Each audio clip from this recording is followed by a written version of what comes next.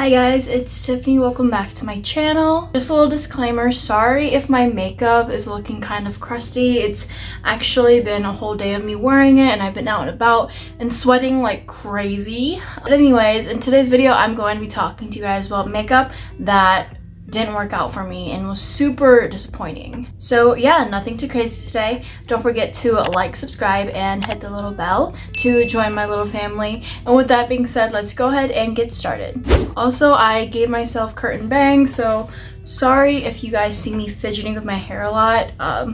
I'm still like getting used to them. Alright, so I'm going to try to do these in order because I kind of have a product in every category. So first one is the NYX Marshmallow Primer. Now this in no way is like a bad, awful primer. I just don't really see the hype about it.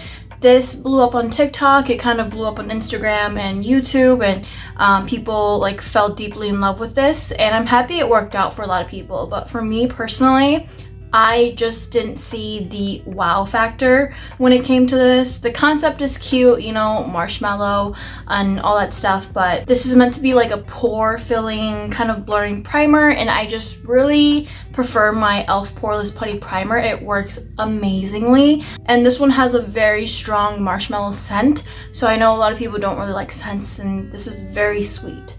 So yeah, I just didn't see the wow factor when it came to this, but the e.l.f. Poreless Putty one definitely has a wow factor and deserves all the hype. So this disappointed me, and sadly I don't really reach for it. And the e.l.f. one is so much more affordable than this one. Alright, the next product is the Hollywood Flawless Filter. This isn't, again, a bad product. I was just so disappointed by it because I thought that this was gonna do something amazing again, like that wow factor to my face, but this literally is kind of just like a liquid illuminizer with a bit of coverage in it, and you can get the same thing from drugstore products. Actually, a good dupe that I just tried in my last video is the Milani Soft Focus Glow. This one doesn't have coverage like the Charlotte Tilbury one does, but it pretty much gives that same glowy, radiant effect. So there's the Milani one and there's the Charlotte Tilbury one. It's pretty much the same thing. Paying this amount for this product just isn't worth it in my opinion. So yeah, it is pretty. If you want to splurge, then go for it, but you can find a lot of other products like this one that will do the same thing. Now, next up is this Makeup Revolution Super Dewy Skin Tint. This is a tinted moisturizer, and it was supposedly very hydrating, very dewy. At least that's what its claims were, but this is not dewy at all. It pretty much doesn't even do anything really. I remember trying it on and I just didn't see any coverage. It didn't even feel hydrating. It didn't leave like any kind of a dewy finish. So I was just so disappointed, especially because it has literally the word super dewy in the name. No dewiness, no coverage whatsoever. And this also kind of gave me like a burning, tingling feeling on my face. I think a lot of people in the reviews too claim to also feel that stinging pain. So yeah, I would avoid this product at all costs. This is a bad product and I definitely do not recommend. So very disappointing, does not work at all. Now, next up is the e.l.f. Halo Glow Setting Powder. I was so sad that this didn't work out for me because so many people hype up this powder, so many people love it, and I don't know if my skin is just too dry or what, but this just emphasizes all my dryness, all my texture, my pores. It just doesn't look pretty. In the summer, I have very, very oily, sweaty skin, and this still brings out all of my patches and flakes and all that stuff. Even when I like exfoliate and moisturize and prep my skin really well, this still somehow seems to make me look dry. I really enjoy a good blurring powder, a powder that will make me kind of look airbrushed, and this just doesn't do that. I am not a fan of the e.l.f. Halo Glow Setting Powder, which is a shame because I love all of e.l.f. stuff. Alright, next up, a lot of you guys are gonna hate me for this, but it is the Fenty Cream Blushes. Now, you guys know that I am a cream blush fanatic, so you guys are probably wondering why I never talk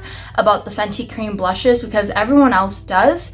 I bought this one. This is in the shade Fenty Glow. This was a limited edition. This came in their winter, one of their like Christmas sets. It's just not for me. First of all, this was disappointing because this originally by itself retails for 20 bucks and the compact is so tiny, and that is not a lot. 3 grams of product, that is not a lot of product.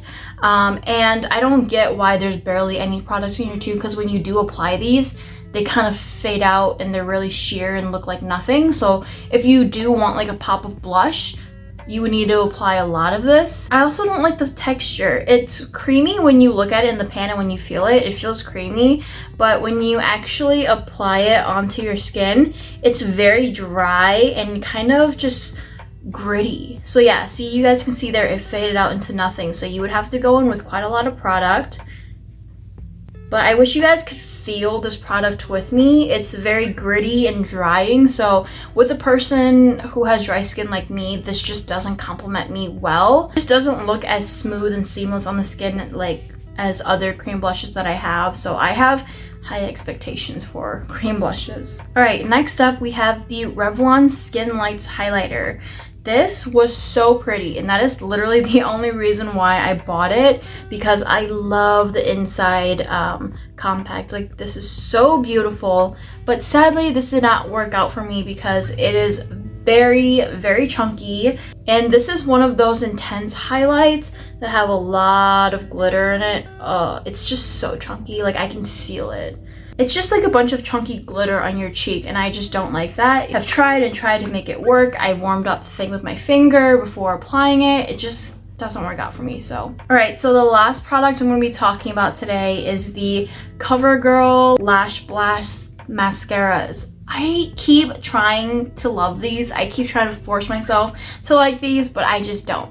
I have this CoverGirl Lash Blast Clean one, this Lash Blast Volume. I had the Lash Blast Flourish one. It's like a darker green one here. And I just hate these. They don't do anything to my lashes. The only one that semi worked for me was this Lash Blast Clean one. These literally look like you're not applying anything onto your lashes. The formula and the wand, everything is just so dry and dull. So there it is, very boring wand. It looks like it would be super separating, but all it does is just coat your lashes. It doesn't like curl them, give them volume. It doesn't lengthen. It doesn't do anything. So these are just so disappointing, and I wish they didn't even exist. I honestly hate them. All right, guys, so that was my video of disappointing makeup products. I hope you guys enjoyed this video. As always, thank you guys so much for watching. Thank you guys so much for being here. Don't forget to like and subscribe, and I will see you guys in my next one.